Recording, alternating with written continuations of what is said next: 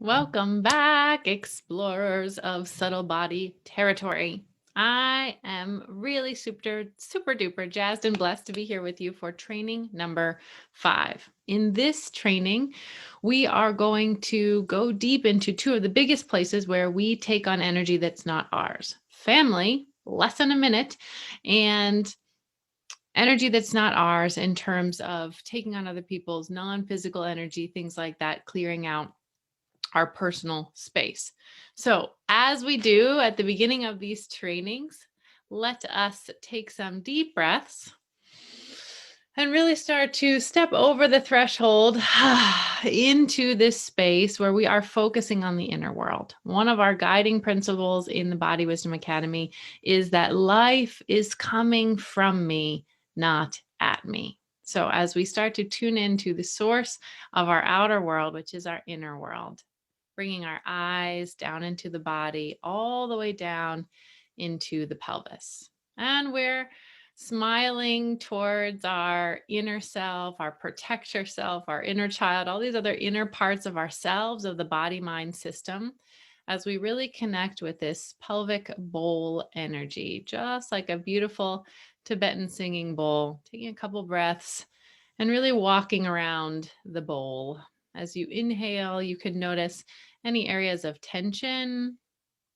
And as you exhale, just imagine that tension, maybe you see it as a little gray smoke or fog or dust. Just notice with your exhale that it can flow right out. Just setting the intention that you can receive as much energy as you need. Personally, in me, I get so excited doing these trainings that I sometimes stay up a little too late. I've really been working to try and make these videos the best for you that I possibly can. So I'm really doing this for myself also in this moment, to come back to center, to really receive, to really be in line with the flow of what is mine to do, what I'm here to offer. And in your own way, just really connecting with your own inner purpose. If that's something that you're still struggling with, just do the best that you can in this moment. And tomorrow's day 6, we really lay out how to really connect with that in a systematic way. But in this moment, just taking your awareness from the pelvis up into the heart. And today, noticing the front of the heart to the back of the heart. Really noticing this flow: pelvis to heart, heart to pelvis, heart to the center of the head. You might even notice a sort of torus shaped flow, as if the energy could come up the central channel, out the top of the head, and then just like a waterfall, sort of coming down the sides on the body, and then coming up again through the center of the body. I feel like you can sort of even let your hand sort of go in a certain wave pattern, whatever feels good. Just like you're receiving from below, expanding up above, recycling. This is also part of how our chi connects in with the outer chi. I'm sort of scooping up and then dragging up the hands up the center and cascading down. I'm receiving the earth energy in, connecting with the upper energy as we go out, and really feeling that I am connected. Good. So just kind of feeling this flow, whatever flow is happening inside of you, connected with the pelvis to the heart, heart to the center of the head, front of the heart to the back of the heart. And this wider fountain of this geometry is called the torus, Torus.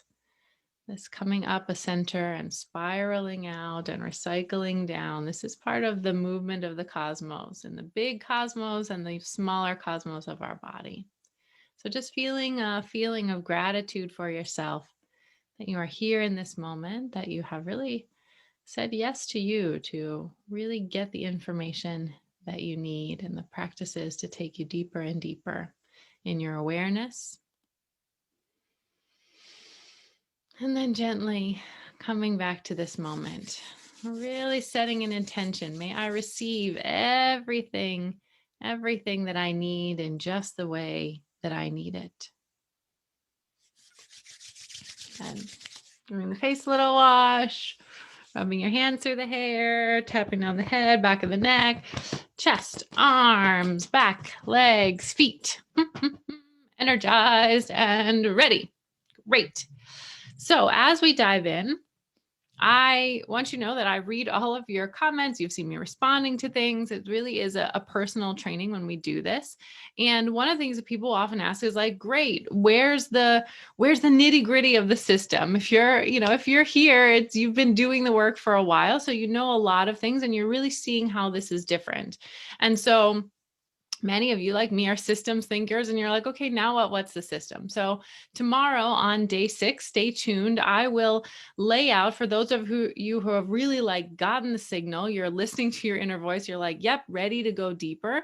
I will lay out for you, like, this is how it works. This is the aspects of the system, as well as sort of laying out for you the phases of how subtle body work and results in unwinding work. Because good news, you've already stepped into phase 1. Phase 1 is to stop the mind spiral. And the very beginning of working into phase 1 is to really have the deep laser beam clarity awareness of how the whole system works. Because you can't go into an orchestra just knowing how to play the flute and being ignorant of everything else and be an expert conductor that is going to bring out the magic of a system.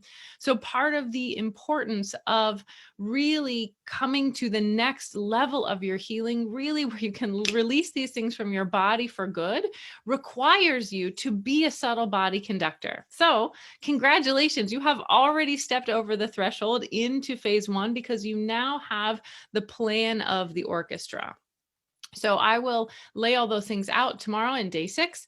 And so you can really see how it works, what the how is, how things fit in, and what you can expect with that. If this is really, called to you and you feel ready to go to the next step. So let's dive in today with talking about generational trauma and energy that's not ours. These are two big things in the way that we take on energy that is not really ours, that we actually don't have to be carrying.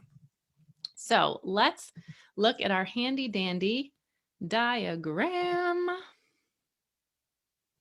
Here we go. Great. So we are here in training number 5, generational trauma, getting rid of shit that's not yours. And we're mostly going to be talking about things that are in this kind of, where's my thing?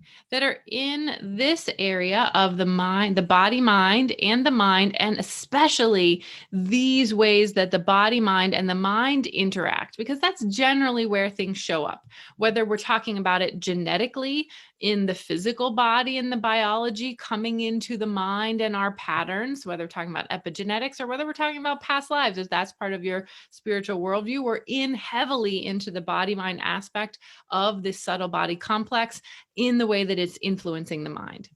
So we're going to talk about a couple of things. The first thing is this generational trauma. Many people have listed here in the group, and people that I work with, I really have seen how much our generational stuff affects us. Now, one, if you had a traumatic upbringing, if your parents were struggling with things to the effect that they couldn't do basic attachment and safety for you, that leaves a big, kink in the subtle body that needs to be unwound.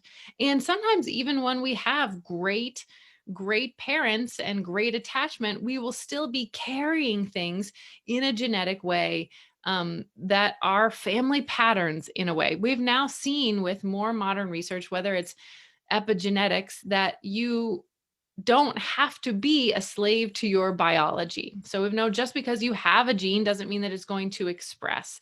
And in the same way, just because it was in your family and it's been passed on, doesn't mean that you cannot be free from it in a simpler and simpler way. One of the things to really know is that trauma is contagious. So trauma has again, trauma with a big T or a little t, trauma has such a heavy influence in the body mind that the mind and the outward behaviors of a person cannot escape from what's happening in the body mind. So, unfortunately, if you have had a traumatic background, I will speak with women all the time who say, I know that that was what happened to me, and I'm committed and I'm doing way better than my parents did. And I still see that even though I am doing my best with my concentrated attention and commitment to my children, I can still see that they are taking on the patterns that I actually took on. So, what I want you to hear is it's not your fault. This does not make you a bad parent if you notice that these things are happening, but it does bring us to the place of really bringing commitment to ourselves to be the person that stops the pattern and heals it for the lineage. One of my clients, a really lovely, actually mother-daughter pair, they actually came to me because the mother came first as she found me and really resonated with the work and started really doing these deeper things, and she has a very close relationship with her teenage daughter. And as the mom got more comfortable with being vulnerable, with sort of examining her family patterns, and she was sort of sharing part of her journey with her daughter is makes me emotional just to say, her daughter revealed, like, wow, mom, I actually have some of those same things. So in this beautiful moment of now having both of them in my certification body wisdom training, it's it's really a wonderful thing to see. And the daughter sent me this wonderful quote that said, it was a meme that she had sent to her mom that her mom passed on, that said, "This used to run in my family until it ran into me." So if you're hearing this and that, really lands with you, to know that it is very possible. And it could be that you are being called not just for yourself, but the people that are behind you and in front of you, to really do this work, because you are capable. You have what it takes. You have done all of the preliminary work to be here in this moment. So what we're going to go over is we're going to talk about some of the stuff around generational lineage trauma. We're going to talk about the geometry of families, what it should look like, and where you can kind of check in on your family geometry to see if it's gotten a little bit twisted. And we're also going to talk about rules and sneaky patterns of the family. Then we're going to sort of transition into this other area of personal field energy that's not mine, which is a little bit different. So, no question, there is stuff in our generational lineage. There could also be, past life stuff that you came in with. Now, if past lives and reincarnation are not in your spiritual worldview, totally fine. I'm not here to change that. That's totally great. You can just think about it as genetics. There's gosh heck enough evidence in genetics, as well as, children remembering their past lives. But either one of those will account for the fact that we can see that we are manifesting and carrying things that are not from this particular life experience that we are aware of. So, what we know is that in the family, there is a geometry, and the geometry should be energetically that those who came before me, so here we have the grandparents, stand behind the next generation, and everyone is facing forward. This is the flow of energy. We should be feeling our ancestors at our back as a support. Their time has come and gone, and the energy that has flown through them comes through us, and we pass that forward. Now, what happens sometimes is that when, say, a parent has something going on, whether it's addiction, whether it's their own trauma, and they are not able to do what we would call the good enough parenting, provide stability, maintain their own self to the extent that they can provide and give from overflow to their children. Sometimes, unfortunately, that doesn't happen. Although in the geometry of families, ideally it should. That's the way it's working for a healthy flow of system. But for a variety of reasons, which we could get into in deeper spiritual conversations, that doesn't happen. So often what happens is that the geometry gets a little mixed up, and the child ends up in a geometry where they are faced towards their parents, where you're either literally parenting your parent, or you are, in a way, our dear friend, the 50% line. There becomes a mishmash with the 50% line where the children are over their 50% with their parents. So one of the first things you can do when you start to look at your family system, and there was a wonderful teacher, I've done a lot of mentorship over the years, uh, in my early 20s with Bert Hellinger's work in family systems work. And he was a clinician and researcher that really saw that there is a field to a family and there is a geometry. And often that geometry and the relationship between different parts will get a little bit out of balance. And so there's a lot of ways, and we work with this deeply in the Body Wisdom Academy, to update the programming, just like we're updating the protector system, so that everybody can be in right, harmonious alignment. And we give back the things that we have taken on from others, as well as calling back some of the things that are ours. So this is something to start to feel into. Where am I? How is my family geometry? And you can think about each member of your family, or a particularly challenging member of your family, and you can just notice yourself in your mind's eye and just notice, how are you in relationship to them? Are you always turned towards them? Are they behind you? Are they way off there, over the off to the corner, not even looking in your direction? Learning the geometry will start to give you some insight from this deeper place of the body mind to know, how is that relationship going? So then you can start to look for things like basement issues and things like that that are coming up. Now, another great conversation, and several people asked in the group about, like, what about kids and how does that work? It is a special agreement in this life with your children energetically. And I'm not a biological mom in this life. And so I have a big heart for moms working through mom stuff. So especially if you're an earth element person, depending on your elemental constitution, that's a whole nother thing we haven't even touched on in this training, is it's natural to really have that desire to be, connected with people.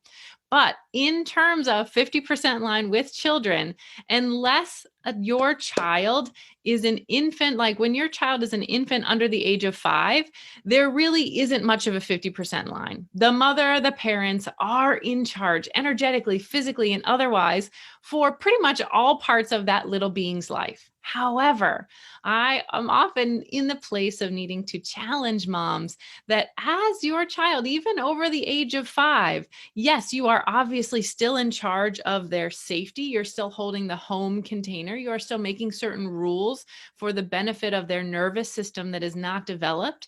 But the 50% line does start to come into play. So this is a really challenging area of healing. So if you are a parent and you notice that there's things that come up for you around 50% line in kids, that's sort of the geometry to start to work with. You want to start feeling yourself in this position of behind your children and having your children facing forward. So that's a good geometry to play around with. And this is sort of where the 50% line comes in for kids. People will often ask too, like, can we do this work for kids? And the answer is yes, absolutely, to the extent that the energy that is within you is affecting your child. So there's a certain amount of subtle body work when it comes to families and to children that is most beneficial when done by the parents on themselves, because most of the time that's what the kids are reacting to. And when the parent clears up their field, the child will magically be able to adjust and be free in their own bubble, because the parent has adjusted the 50% line that was a little bit out of whack. So here are some tricky patterns that I want you to keep in mind when it comes to family. So if you know that there's some geometry that's a little bit off in your family, I'm going to give you one of the biggest things that gets out of whack with families on an energetic level. Just like we have those things that trace down into the basement, on the energetic level, often with families, there is an unspoken way that energy works, that because of the basement, we would rather belong to a family, even when it means having the same dysfunction. So our inner self, our protector system often has a sneaky thing where we can say, oh, that my family does that and I don't want that. My mom has that health issue. My mom has this coping mechanism. My dad has this anger thing. My dad has this health issue. But on some deep level, the protector system needs to belong so much that it will stay connected through the dysfunction. So, the energetic phrase that we use when we're working with that kind of pattern is something like, I can love my family and choose to do it differently. I know it sounds simple, but this is it's a very powerful, not just mental, but energetic statement. I can love my family and I can choose to do this differently. So you can fill in the blanks. I can love my family and I can choose to have great health, even when my mom has a chronic disease. I can love my family and I can choose to be vulnerable, even though my dad doesn't have access to those emotions. Whatever it is, I can love my family. I can choose to do it differently. So this is a big, big, big energetic phrase that I want you to start to use as you're looking at the geometry and the patterns in your family. So, the last thing that I want you to examine when we start to really get into that body mind, into the mind area, is that there are always rules in the family. And so, I want you to now see these rules from this new subtle body perspective that you're developing. Because there are always two type of rules. There's the spoken rules and then there's the unspoken rules. And you might have a sense of them, but now I want you to see them even more deeply because now you can see that there might be a way that your mind has a certain rule that is triggering the protector system down into the basement, and you'll be able to get to a deeper level of what's going on there. So, what were the spoken rules, the obvious overt rules, spoken rules, and unspoken rules? In my household growing up, the spoken rule was like, we don't talk about politics.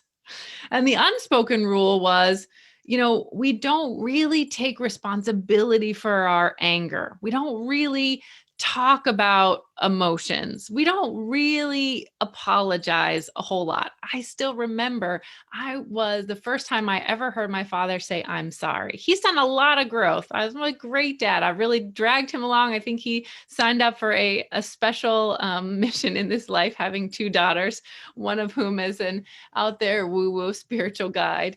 And I can remember that moment because it's something that I never saw growing up. So, what are the spoken and unspoken rules? And then start to notice what happens with your protector system in your body mind when you start to bring those to the surface. That's what I'm going to ask you as your challenge and action step for this training. So, let's wind it out here a little bit by talking about your personal field energy. Now, there's a lot of woo-woo, not quite right, half truth, psychic kind of stuff out there about astral energy, energy that's not yours, disembodied energy. The truth from a practical, grounded understanding of that realm of how energy works is that there is a lot of energy that we come in contact with that is not ours on a daily basis. But I want to leave you with three things to really start to clarify this and to have a sense, because sometimes you'll find as we do go deeper into subtle body layers and healing work, you will come up against energy that's not yours. And there's very specific ways that we'll talk about in day 6 of like how to know if it's your energy or not energy and what to do about it. What I want you to know, number one, is that most not self energy or astral energy, disembodied energy, whatever you want to call it, most of it is opportunistic, not malicious. So it's not something that you have to have fear about. It's generally not, it's just like nosy neighbors kind of up in your business. And it's not something terrible or evil in my experience. It's usually just opportunistic. Nothing happens on this level of reality without some sort of permission on some level. It might be conscious permission, or just like we saw the 50% line, maybe your field and your subtle body is just not taking up all of your space. So opportunistic energy can come in. Sometimes we make agreements on some level because our protector system didn't feel safe. So we have an agreement with energy to help protect us or create a certain artificial seeming barrier in our field.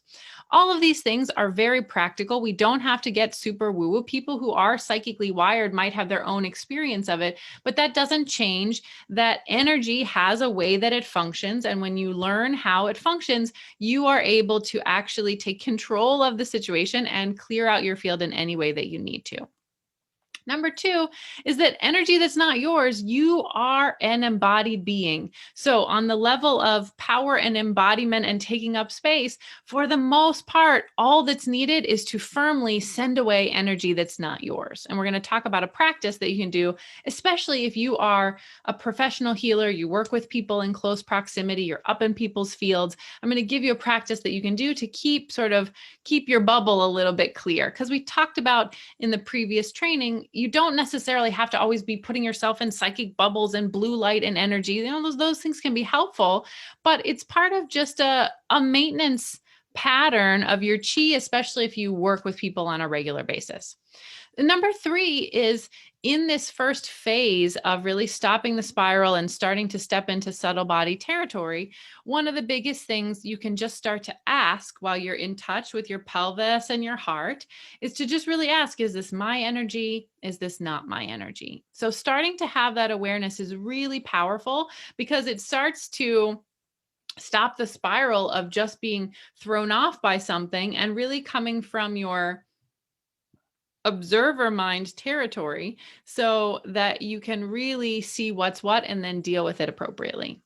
So let's end with a practice of clearing out your field. If you work with people, even if you work with people at a distance, but it's a very energetic job, you're listening to people, there's lots of things that I have to teach you about, like how to keep your field.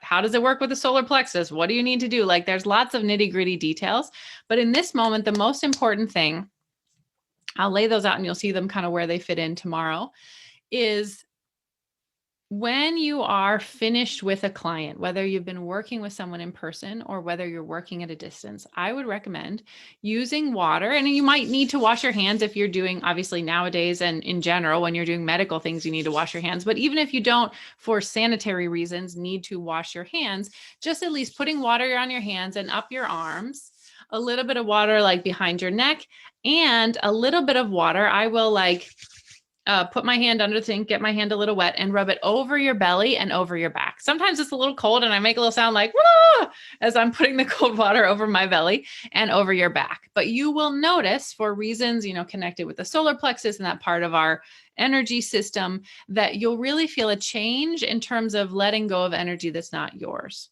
You can also, while you're doing that, just saying the phrases out loud, I give back energy, any energy I've taken on that's not mine, and I call back any of my energy that I've given away. So that has an effect on the body, mind, energetic level. It's also a very conscious intention to really get things in right order. I give back any energy I've taken on that's not mine. I call back any of my energy that I've given away. So this is really important. And these things are similar in terms of, your personal space, your home space. There can be ways that we pick up energy that's not ours, and you'll see kind of where that all fits in the system together. But the most important part is, how do you sort of understand what's yours, what's not yours? And then in the wider circle of your family, where is your 50% line? How is the family geometry? So in this training, we've really gone over these two key areas of energy that is not yours. In the family energy, how to get right with that so you can be in the flow and use the benefits of those that have come before you and really be in an honoring place in that lineage. And also just the flotsam and jetsam of energy that's out there that you don't need to be taking on and carrying, and how to actually fill up your field. We've talked about that in other trainings, so that you can keep that clear and really have the space for your energy to circulate so that that deeper heart soul level can flow through. Your challenge, and what I want to know from you, is as you're diving into the family geometry, like, what is one unspoken rule that maybe you're surprised about? Maybe you knew a couple, but as you've sort of been in this pelvis to heart, heart to pelvis space, what is one unspoken rule that you're sort of noticing maybe more than you did before? Because I know that you've been doing the work, so you're probably aware of a lot of different ones. I want to know what's the surprising one to sort of see how is this heart to pelvis, pelvis to heart really aligning, and what are you noticing coming from there in terms of surprising, sneaky, unspoken rules that might be in effect in your system? You deserve great things. Thank you for being here together. I will see you tomorrow. Those of you that are really wanting to know the system and put it all together, I'll show you what next steps could look like if you're feeling called to that. And I'm very thankful for you. This really is the work that changes the world. It's the things that we do inwardly that really are the ripple that go out into the world. That doesn't, denigrate or deny outer world work. Those things are very helpful. But a yes to someone else that's a no to me means everybody loses. And a yes to me that brings me in alignment with my soul is the powerful force that goes out and influences people deeper than you can possibly know. I'm so thankful for you. I'll see you tomorrow.